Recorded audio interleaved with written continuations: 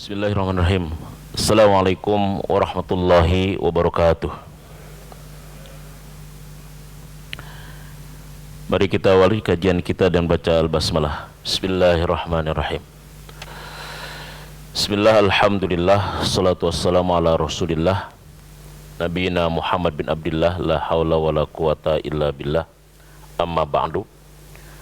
Rabbi shrah li sadri wa yassir li amri wahlul 'uqdatam min lisani yafqahu qawli. Rabbana arinal haqqa haqqan warzuqna ittiba'ah wa arinal batila batila warzuqna ijtinabah. Hadirin bapak-bapak, ibu-ibu jamaah Masjid Al-Hidayah Bukit Cimanggu City yang mudah-mudahan senantiasa dirahmati, diberkahi dan diridhoi oleh Allah Subhanahu wa taala.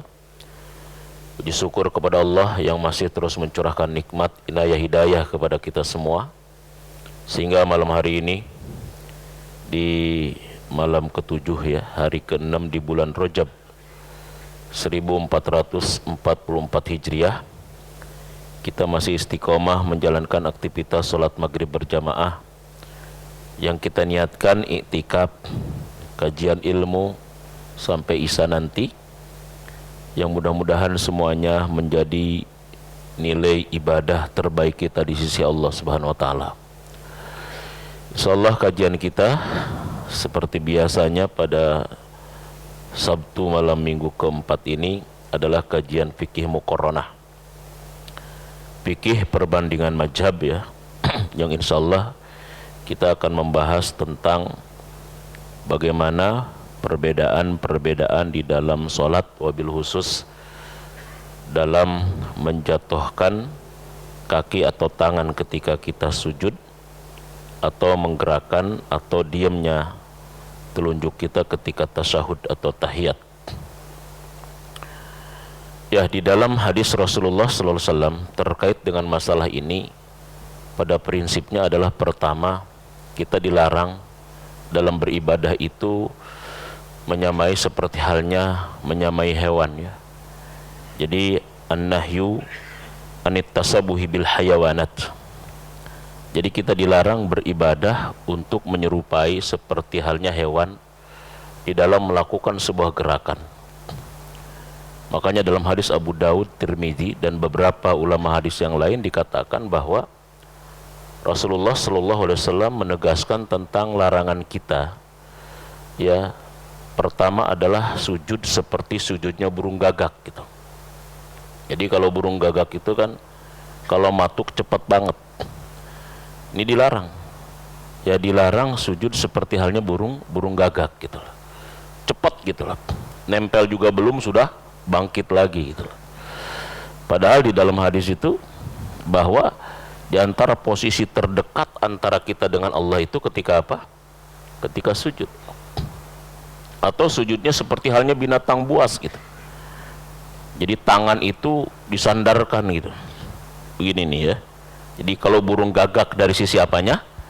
Cepatnya. Atau binatang buas dari sisi gerakannya misalkan. Begini. Jadi sujud. Nggak boleh sujud kayak begitu. Makanya Nabi memerintahkan ketika kita sujud apa? Pertama apa? Perut itu dijauhkan dari pahanya. Ya. Kemudian akhirnya ini kita jangan nempel ke lantai. Jadi jangan begini. Nah, tapi Nabi memerintahkan begini. Nah, kalau dari sisi burung gagak, dari sisi apanya? Kecepatannya. Karena kata Rasulullah dalam hadis riwayat Imam Muslim, aqrabu ma yakunu abdi rabbahu wa huwa sajidun fa aktsiru fihi ad-du'a. Jadi sesuatu yang paling mendekatkan antara seorang hamba dengan Tuhannya dalam sholat itu adalah ketika sujud. Nah, di sujud itu harusnya diperlama. Maka kata Rasul, fa'aksiru fihi doa. Perbanyak ketika sujud itu adalah apa? Doa. Jadi itu posisi terdekat kita. Makanya kalau kata pepatah, sujud itu sangat indah. Berbisik kita ke bumi, tapi terdengarnya sampai ke langit gitu. Jadi kalau mau berbisik ke bumi Pak, kalau mau bisikin Tuhan itu Pak di lantai gitu loh, nggak usah pakai handphone Pak gitu loh. Berbisik kita ke bumi, tetapi terdengar sampai kemana? Ke langit, ke aras. Itu perbanyak doa. Cuma doanya adalah doa yang bersumber dari Quran maupun sunnah Rasulullah Sallallahu Alaihi Wasallam. Kenapa? Karena posisi sholat itu kan bukan bahasa manusia.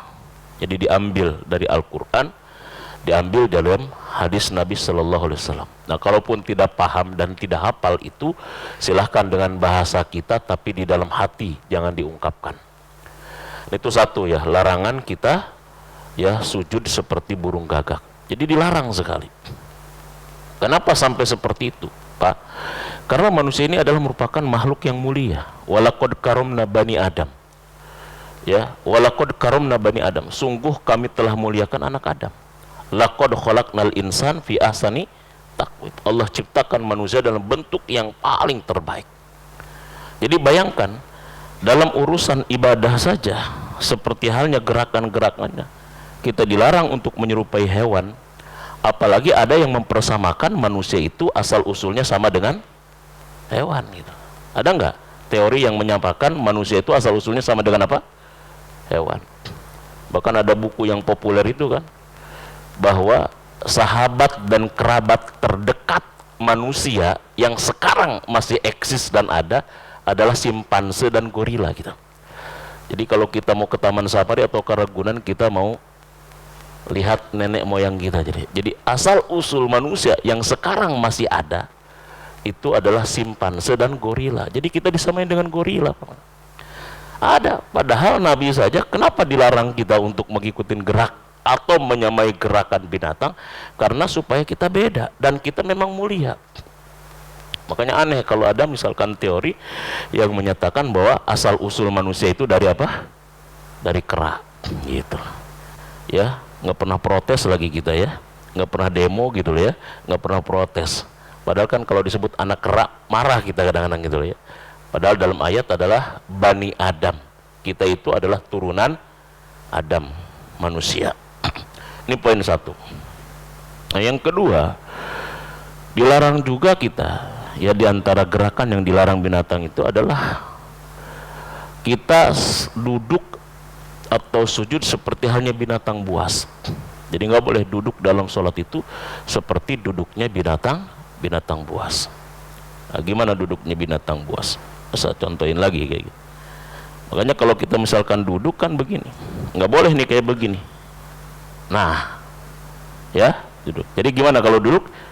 Bisa begini, iftiros itu, ya, atau duduk tawaruk misalkan begini, ya. Tapi nggak boleh duduk itu kita kayak begini, ya. Anjing kan kayak begini, ngelel gitu kan, nggak boleh kayak begitu.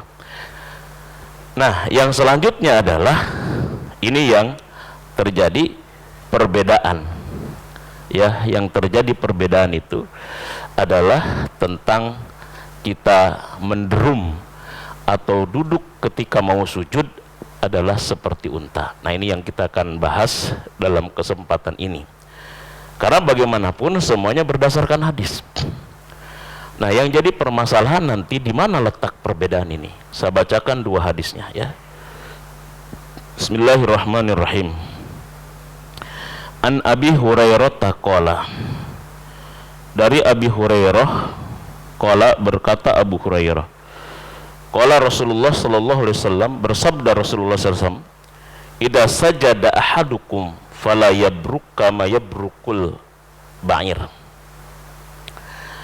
Apabila sajadah sujud salah seorang dari kalian, fala yabruk, maka janganlah menderum atau duduk, kama yabrukul ba'ir, seperti halnya duduknya unta. Wal yadok, dan hendaklah engkau meletakkan yadaihi, kedua tanganmu, qabla rukbataihi, sebelum kedua lututmu. Akhrajahu salasah, hadis ini dikeluarkan oleh 3 ulama hadis. Wa huwa aqwa min hadisin Wa'il bin Hujrin, hadis ini lebih kuat dari hadis Wa'il bin Hujrin. Kemudian hadis yang selanjutnya adalah ra'aitun Nabi sallallahu alaihi wasallam, aku melihat Nabi sallallahu alaihi wasallam. Jadi hadis yang kedua ini didapat berdasarkan panca indera. Jadi kalau di dalam ilmu hadis itu Kalau ada hadis-hadis yang didapat dengan panca indera, aku melihat, aku mendengar, itu kata Imam Bukhari hadis itu lebih kuat dibandingkan hadis yang didapatkan berdasarkan informasi. Haddatsana misalkan, ya, haddatsana, menceritakan kepadaku ini. Kalau ini aku melihat, ra'aitun Nabi sallallahu alaihi wasallam, aku melihat Nabi sallallahu alaihi wasallam. Idza sajada wa do'a rukbataihi qabla yadaihi, aku melihat Nabi sallallahu alaihi wasallam apabila dia sujud wa do'a rukbataihi qabla yadaihi, dia meletakkan kedua lututnya sebelum kedua tangannya. Jadi gimana nih Pak? Hadisnya dua-duanya sahih. Ahrajahul arba'ah inna li awal syahidan min hadisin Ibnu Umar radhiyallahu ta'ala anhu. Sahahahu Ibnu Huzaimah wa dzakarhul Bukhari. Ya, mensahihkan Ibnu Huzaimah dan menyebutkan kepada hadis itu Imam Al-Bukhari. Nah, jadi ini pertama terkait dengan hadis ini, Pak. Jadi dua-duanya ada dan dua-duanya adalah sahih. Yang jadi masalah adalah di mana letak perbedaan. Sebetulnya ketika kita memahami dua hadis ini, menurut para ulama adalah dua-duanya boleh. Tinggal ketika dua-duanya boleh adalah mana yang lebih utama. Jadi larangan ini adalah larangan tentang makruh tanjih, karena tidak mendapatkan keutamaan. Jadi yang utamanya yang seperti apa? Kalau dua-duanya ada dalil, yang utamanya seperti apa? Di sini ada komentar para ulama terkait dengan masalah hadis dua ini. Pertama adalah wal yadu yadaihi qabla rukbataihi haqqaqa Ibnu Qayyim. Hadza wa qala inna fi hadisin Abi Hurairah quliba minar rawi wa anna aslahu wal yadu rukbataihi qabla yadaihi. Jadi Ibnu Qayyim Al-Jauziyah mentahqiq. Jadi ada kitab khusus Ibnu Qayyim namanya Hukmu Salat, As-Salat wa Hukmu Tarikuha. Itu ada kitabnya Ibnu Qayyim.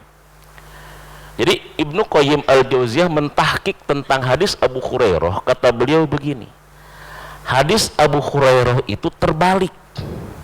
Hadis yang pertama itu terbalik, kata dia. Asalnya dari hadis itu, kata Ibnu Qayyim, adalah wal yadu rukbataihi qabla yadaihi. Asal hadis itu adalah meletakkan kedua lutut sebelum kedua tangan. Kata siapa? Ibnu Qayyim. Jadi Ibnu Qayyim mengomentari hadis Abu Hurairah. Hadis Abu Hurairah itu terbalik, kata Ibnu Qayyim. Jadi asal daripada hadis itu bukan yadaihi qabla rukbataihi, tapi wal yadu rukbataihi qabla yadaihi, kata Ibnu Qayyim. Seharusnya hadis itu asalnya meletakkan kedua lutut sebelum kedua tangan. Ini poin pertama, kata Ibnu Qayyim. Nah, apa? Wa yadullu ala hadza qaul sallallahu alaihi wasallam fala yabruk kama yabrukul ba'ir. Li'anna al-ma'ruf min burukil ba'ir taqdimul yadaini ala rukbataini. Kata Ibnu Qayyim, orang Arab, ma'ruf, masyhur, sudah bukan rahasia umum kalau unta itu kalau dia mau menderum, kalau dia mau jatuh dari berdiri ke duduk, kata Ibnu Qayyim, itu sudah ma'ruf di kalangan orang Arab, unta itu meletakkan tangan dulu baru lututnya. Sedangkan tadi larangannya adalah larangan apa? Larangan duduk seperti halnya apa? Unta. Jadi kalau unta katanya ma'ruf dan masyhur, tangan dulu baru lutut. Berarti kalau kita kalau misalkan tidak boleh sama dengan unta, harus apa dulu? Lutut dulu baru tangan. Itu komentar Ibnu Qayyim. Tapi kalau misalkan Bapak pingin jelas, kalau umroh nanti tanyain ke peternak unta kira-kira ya. Unta itu kira-kira lututnya yang mana? Dan tangan, ada yang pernah nanya nggak Pak kira-kira? Hah? Ada yang pernah nanya nggak? Nah, kalau nggak pernah nanya, nanti ke Taman Safari aja atau ke Ragunan, nanya ke pawang unta kayaknya gitu ya. Kira-kira unta itu mana yang tangannya, mana yang lututnya? Saya juga belum pernah nanya ini. Ya, pingin aja nanya kira-kira unta ini kira-kira lututnya yang mana, tangannya yang mana. Ini perlu juga Pak ya. Jadi cobalah penelitian. Sayang di sini nggak ada pawang unta sih ya masalahnya gitu ya. Kita ternaknya ternak apa? Ternak sapi gitu ya, bukan ternak unta. Nah, itu perlu ditanya juga kira-kira ya, supaya untuk memastikan kira-kira unta itu mana yang lututnya, mana yang tangannya. Karena intinya tidak boleh menyamai unta, itu sebetulnya intinya. Nah, cuma Ibnu Qayyim berdasarkan pengamatan beliau, dan konon katanya ini ma'ruf di kalangan masyarakat Arab, bahwa unta itu kalau dia mau duduk dari berdiri itu dia tangan dulu baru lututnya, begitu ya. Jadi itu satu.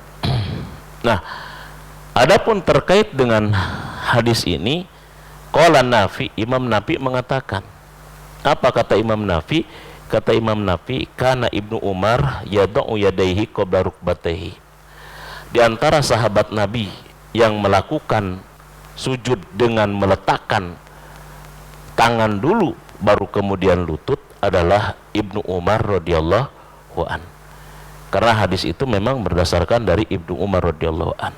Begitupun Imam Nawawi berkata seperti itu ya, mengatakan bahwa yang mempraktekkan itu salah satu dari sahabat Nabi bernama siapa? Ibnu Umar radhiyallahu an. Nah, sama sebetulnya terkait kita kan sekarang di bulan Rajab.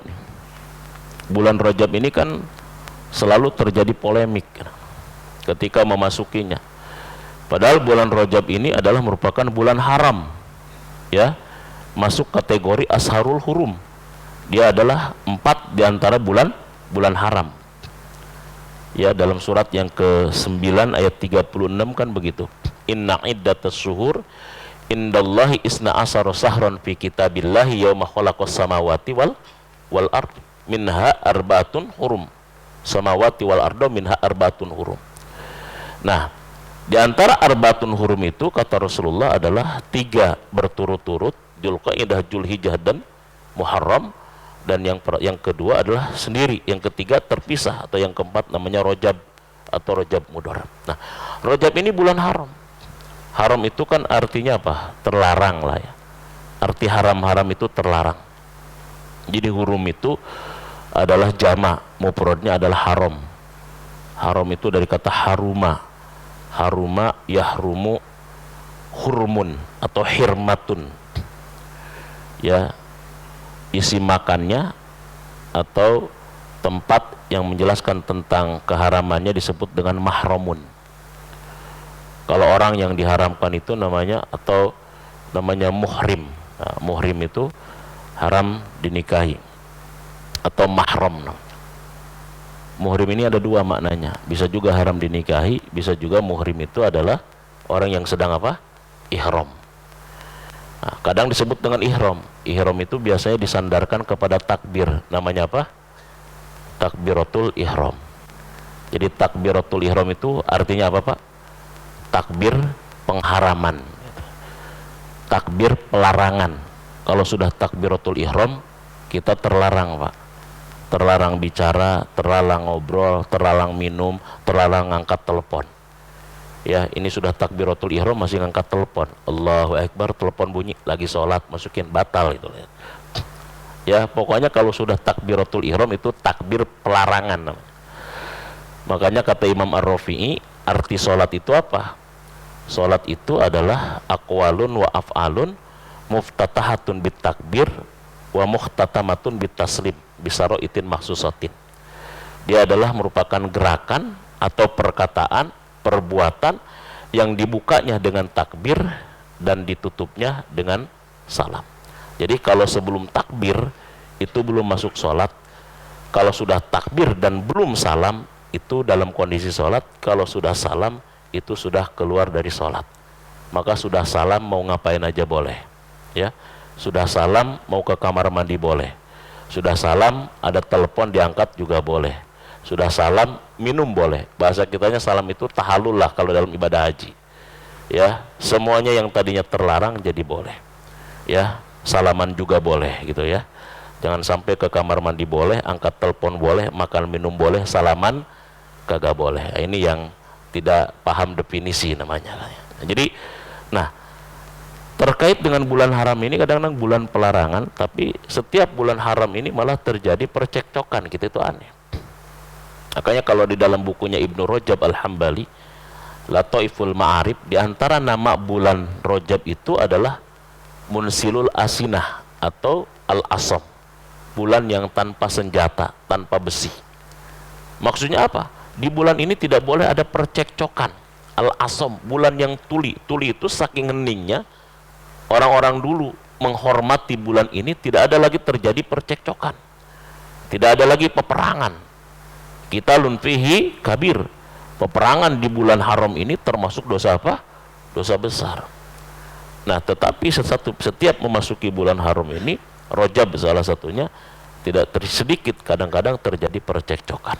Nah, padahal terkait dengan puasa itu, salah satu sahabat Nabi yang selalu menjalankan puasa di bulan haram itu, Rajab khususnya, adalah Ibnu Umar. Ya, Ibnu Umar termasuk salah satu. Kalau dari kalangan ulama salaf adalah Hasan Al-Basri. Ya, kenapa? Ya karena nggak mungkin kita kan Ibnu Umar melakukan sebuah perbuatan yang apa? Perbuatan yang bid'ah, perbuatan yang sesat. Ibnu Umar ini kan terkenal dengan sahabat Nabi, anak sahabat Nabi yang ahli dalam bidang hukum. Saya pernah mengatakan, di zaman Rasulullah itu ada 3 Abdullah yang dia ahli dalam masalah hukum. Ada 3 Abdullah yang dia ahli dalam masalah syariah. Siapa? Abdullah bin Umar, Ibnu Umar dikenalnya, Abdullah bin Abbas atau Ibnu Abbas, dan Abdullah bin Mas'ud yang dikenal dengan Ibnu Mas'ud. Nah, tidak mungkin mereka, orang-orang yang hidup di zaman Nabi, bahkan diakui tentang kefakihannya di zaman Nabi, melakukan sebuah perbuatan yang apa? Yang terlarang atau tersesat. Nah, tercatat dalam sejarah, di antara sahabat yang melakukan itu adalah Ibnu Umar, yang selalu melakukan puasa di bulan Rajab atau di bulan haram.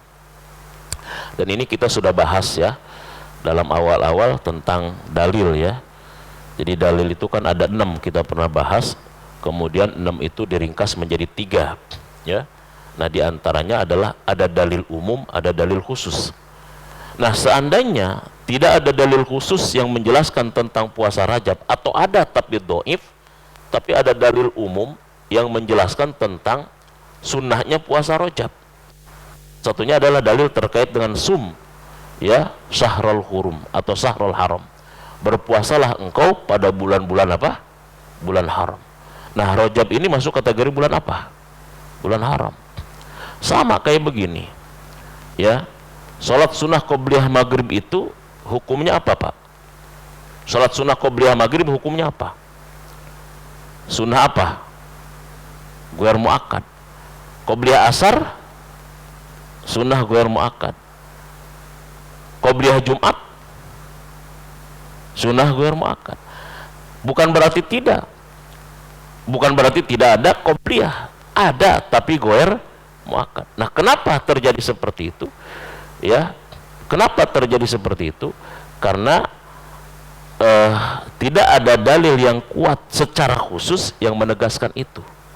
Tetapi ada dalil yang sahih yang menegaskan tentang sunnahnya sholat sebelum sholat 5 waktu. Itu bisa dilihat nanti di dalam kitab At-Targhib wa Tarhib ya.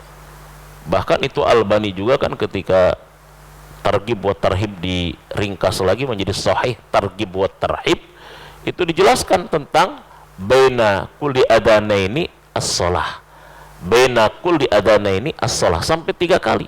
Di antara 2 azan itu ada sholat, di antara 2 azan itu ada sholat. Nah, saya tanya, di antara 2 azan itu ada sholat, maksudnya sholat apa? Azan ini adalah azan dan iqamat. Artinya di antara 2 azan itu ada sholat. Jadi artinya ada sholat qobliyah. Jadi semua sholat ada qobliyahnya. Seandainya tidak ada dalil sahih yang menegaskan qobliyah maghrib khusus, seandainya tidak ada dalil sahih yang menegaskan tentang sholat qobliyah asar secara khusus, maka ada dalil umum yang sahih yang menegaskan adanya qobliyah setiap sholat wajib. Nah, begitu melihat dalil. Jadi ada dalil umum, ada dalil khusus namanya. Nah, jadi begitu pun terkait dengan ini. Nah, terus mana kira-kira yang paling utama? Jadi kalau semuanya boleh, boleh Pak. Makanya saya kadang-kadang suka lutut dulu ataupun tangan dulu, tergantung kadang-kadang. Tergantung berat badan Pak, nanti kalau ukuran kitanya gitu loh ya. Jadi saya harus bijaksana kayaknya gitu loh ya. Karena kan kadang-kadang harus bijaksana. Jadi kalau misalkan yang berat badannya di atas 80 km atau 80 kilogram gitu ya. Yang kedua adalah usianya di atas 50 gitu kan. Nah itu boleh pakai tangan, karena itu pun dipraktekkan oleh Abdullah bin Umar. Tapi kalau misalkan badannya beratnya 50-an, jangkis lah, jangkung kurus tipis gitu lah. Dan usianya di bawah juga 50 tahun gitu, 40 tahun, itu bagusnya pakai lutut. Karena nanti di antara lutut itu ada nilai apa namanya, menguatkan terkait dengan lutut kita juga. Ya, kalau kata ulama, sujud itu yang diletakkan pertama yang paling dekat dengan lantai gitu. Ya, bagi yang menguatkan kepada lutut dulu, maka dia mengatakan diantaranya adalah yang paling dekat dengan lantai, ya, yang paling dekat dengan tempat sujud. Kira-kira yang paling dekat tangan atau lutut? Lutut dulu. Jadi lutut dulu boleh, tangan dulu boleh, yang tidak boleh kepala duluan. Ini bahaya Pak. Ya, ini terjun bebas namanya gitu loh ya, terjun bebas dan berbahaya. Nah, jadi kan begitu. Jadi ngaji itu begitu. Jadi perbedaan itu sebetulnya Pak, fikih muqaranah itu untuk menjadikan kita semakin bijak gitu. Jadi bijaksana bukan bijak sini gitu ya. Ini kan yang terjadi kadang-kadang bijak sini gitu. Ya makanya saya sering katakan, saya senang menggunakan kitab klasik. Karena kitab klasik itu mereka tidak punya kepentingan ketika mau menjelaskan tentang sesuatu. Jadi kepentingan mereka cuma satu kepentingan keilmuan. Ya, kepentingan amanah ilmiah. Contoh misalkan, kitab yang saya pegang ini adalah kitab Ibnu Hajar Al-Asqalani, disarah oleh Imam Syekh Alwi Al-Maliki Al-Hasani, misalkan Al-Makki. Mereka ini kan bermadzhab Syafi'i, tetapi walaupun mereka bermadzhab Syafi'i, kecenderungannya kepada lutut, tapi mereka menjelaskan tentang dua-duanya dengan objektif. Ini namanya tanggung jawab apa? Ilmiah Pak. Karena kalau misalkan kita tahu tentang dalilnya, kemudian kita menyembunyikan, itu yang berbahaya. Namanya kitmanul haq namanya. Nggak boleh kita menyembunyikan kebenaran.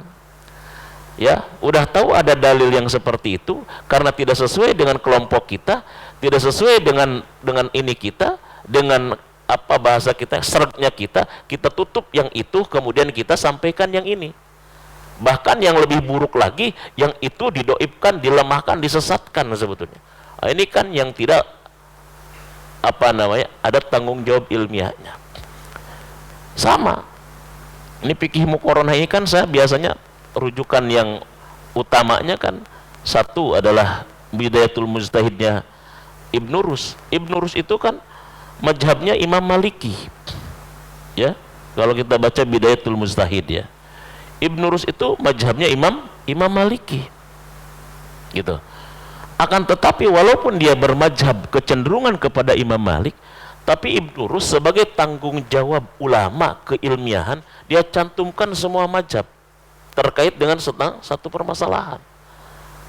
Nah, kalau misalkan Majmu' Syarah Imam Nawawi itu bermazhab Imam Syafi'i. Dia ungkapkan tentang perbedaan itu, walaupun dia kecenderungannya Imam Syafi'i, tapi dia pun tetap mengungkapkan tentang pendapatnya imam yang lain. Itulah para ulama, begitu memang. Atau misalkan tentang Fathul Bari, Syarah Ibnu Hajar Al-Asqalani terkait Sahih Bukhari. Imam Bukhari pun sebetulnya kalau kita lihat biografinya bermazhab Imam Syafi'i. Ibnu Hajar Al-Asqalani bermazhab Imam Syafi'i. Tapi karena mereka objektif dan ulama, mereka akhirnya mengungkapkan semua itu di dalam kitab-kitab mereka. Nah, harusnya kita pun kalau mau diajarkan sebagai ulama harus begitu.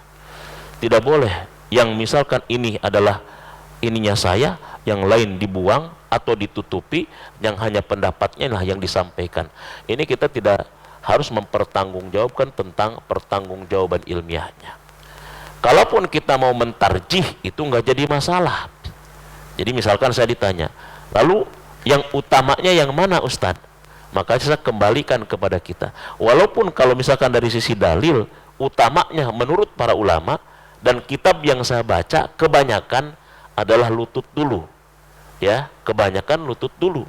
Ya, cuma akhirnya saat ini banyak populer apa dulu? Tangan dulu gitu. Nah, tapi saya kembalikan tadi, tergantung berat badan, umur, dan kondisi. Toh dua-duanya adalah sah dan tidak menyebabkan rusaknya sholat kita. Paham ya Pak ya? Jadi begitu. Makanya kita tidak boleh saling menyalahkan. Toh yang satu dikerjakan Abdullah bin Umar dan sahabat yang lain memang dikerjakan oleh mayoritas sahabat. Nah, jadi begitu. Itu poin yang pertama. Nah, yang kedua tentang masalah telunjuk. Ini pun ada dua dalil yang dalil itu sama-sama kuat. Ya. Masih ada waktu nggak Pak? Masih ya? Oke.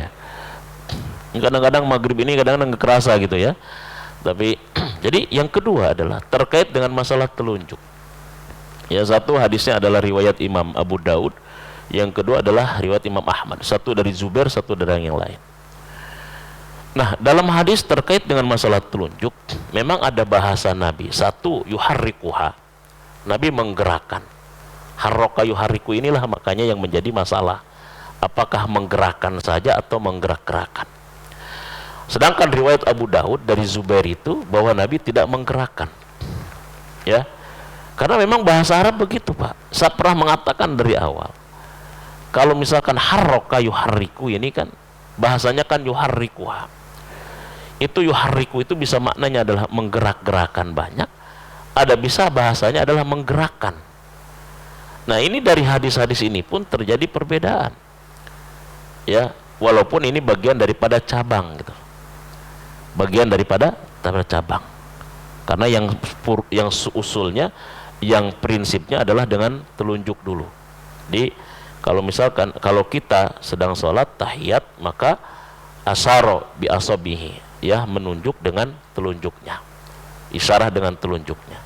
Ini telunjuk ini adalah usul. Kemudian bagaimana teknis posisi telunjuknya, nah itulah yang menjadi furu cabangnya. Yang penting selama pakai telunjuk sah sholatnya, asal jangan pakai jempol aja Pak. Karena kalau misalkan ada yang satu pakai jempol, yang lain pakai kelingking nanti, ini sulit repot Pak gitu loh ya. Nah, ini kalau ini sudah keluar dari yang prinsip namanya. Nah, yang prinsipnya pakai telunjuk, tinggal posisi telunjuknya seperti apa. Ya, posisi telunjuknya seperti apa. Imam Baihaqi mengomentari terhadap dua hadis ini. Kata Imam Baihaqi, hadis terkait dengan masalah menggerakkan itu, kata Imam Baihaqi, bukan menggerak-gerakan sebetulnya. Kata Imam Baihaqi, menggerakkan itu adalah dari posisi ketika melingkar menjadi ke posisi ketika kita berisyarat begini. Itu komentar Imam Baihaqi terhadap dua hadis yang bertentangan itu. Nah, kemudian dari sinilah akhirnya empat ulama mazhab berbeda. Maka Imam Syafi'i menggerakkan itu dari posisi ketika dia ngepal kepada ini pas ketika illallah. Imam Ahnafi mengatakan la ilaha illallah, naik turun dia pelan-pelan. Abu Hanifah. Imam Malik mengatakan illallah, kemudian digerakkan kiri kanan. Kata Imam Malik, kiri kanan itu termasuk nakutin setan. Jadi kalau misalkan ada setan mau datang, awas gue sentil loh. Nah gitu loh ya.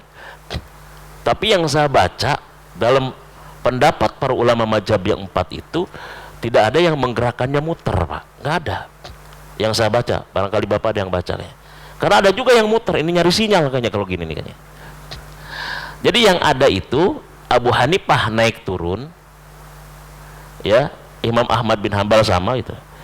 Kemudian Imam Syafi'i dari begini dia ke sini. Kemudian Imam Maliki adalah kiri kanan. Nah, tapi yang muter saya nggak ketemu tuh. Tapi saya suka ada orang muter kencang banget muternya gitu. Ya. Jadi muter. Padahal kalaupun mau dia begini. Kalaupun begini, Imam Abu Hanifah itu pelan-pelan Pak, bukan cepat banget.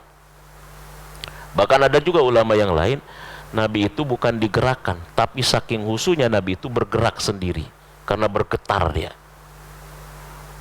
Asyhadu an la ilaha illallah. Jadi Nabi itu bergetar.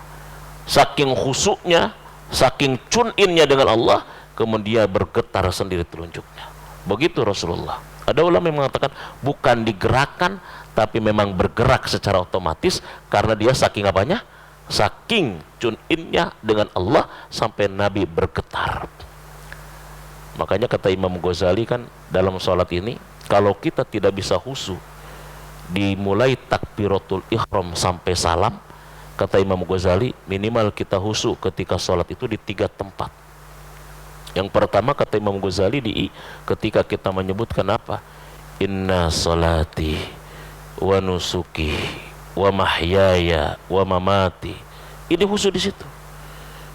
Ya, yang kedua kata Imam Ghazali di apa? Di kalimat ketika iyyaka na'budu wa iyyaka nasta'in. Hadirkan. Nah, yang ketiga kata Imam Ghazali adalah ketika kita mengucapkan salawat kepada Nabi.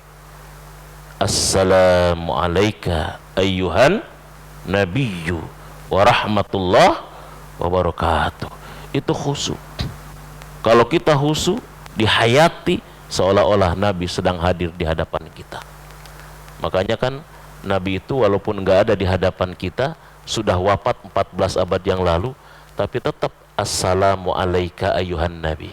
Bukan assalamu alaihi, tapi assalamu alayka. Kenapa assalamu alayka? Ka ini kan kata ganti untuk orang kedua Pak. Namanya domir mukhotob. Orang kedua itu kan berarti orang yang diajak apa Pak? Diajak bicara. Orang yang diajak bicara itu biasanya orangnya hadir atau enggak hadir Pak biasanya? Hadir. Maka assalamu alayka seolah-olah Nabi sedang diajak dan hadir. Makanya disitulah pas ketika kita salam itu khusyukkan di situ, hayati di situ seolah-olah Nabi sedang hadir, bergetar kita di situ. Jadi begitu. Makanya ketika assalamu alayka kan tidak cepat-cepat kita. Assalamu alayka ayyuhan nabiyyu. Gitu. Assalamu alayna wa ala ibadillahi shalihin. Nah, disitulah kata Imam Ghazali, seandainya kalau bagus lagi khusyuk dari takbiratul ihram sampai kepada salam. Kalaupun tidak, minimal dari beberapa tempat itu kita khusyuk, kita hayati, kita hadirkan hati kita ketika dalam ibadah. Nah, jadi begitu. Jadi inti ibadah itu begitu. Ya, biar kita khusyuk, ya, hadirkan hati kita, pahami, hayati, dan lakukan dengan penuh kesadaran. Nah, jadi ini barangkali ya 2 hal terkait tema muqaranah kita pada kesempatan malam hari ini. Kalau masih ada waktu, kalau ada sesuatu yang perlu didiskusikan, falyatafaddal maskuran. Kalau sudah masuk waktu isya, ya kita tutup. Ya. Masih ada? Silakan Pak kalau ada yang nggak ada ya? Oh iya, baik, silakan.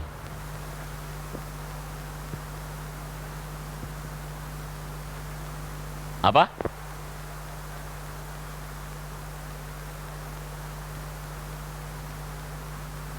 Tidak boleh dengan yang kalau dicontohkannya seperti apa gitu ya. Ya, misalkan kita gini, kita setelah rukukan kita. Nah, kita mau sujud.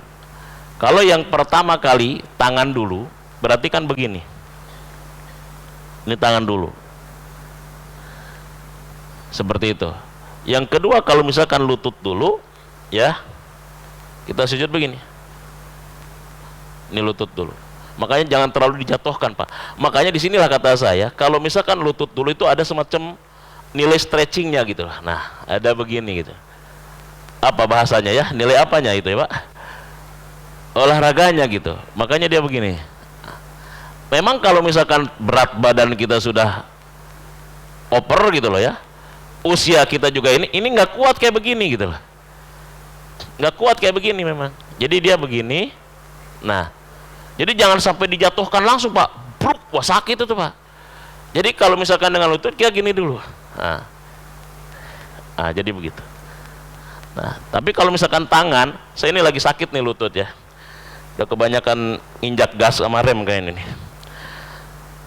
Kalau tangan dulu, kita letakkan tangan. Nah, jadi begitu. Nah, jadi itu dua-duanya ya. Jadi memang silahkan posisi nyamannya kita seperti apa, karena dua-duanya berdasarkan dalil dan itu menurut para ulama adalah sahih dan juga sah. Demikian barangkali ya. Mudah-mudahan ada manfaatnya bagi kita semua. Yang benar dari Allah, yang salah semata-mata kebodohan saya sendiri. Mari kita tutup dengan hamdalah dan kafaratul majlis. Alhamdulillahirabbil alamin. Subhanakallahumma rabbana bihamdika asyhadu an la ilaha illa anta astaghfiruka wa atubu ilaik. Assalamualaikum warahmatullahi wabarakatuh.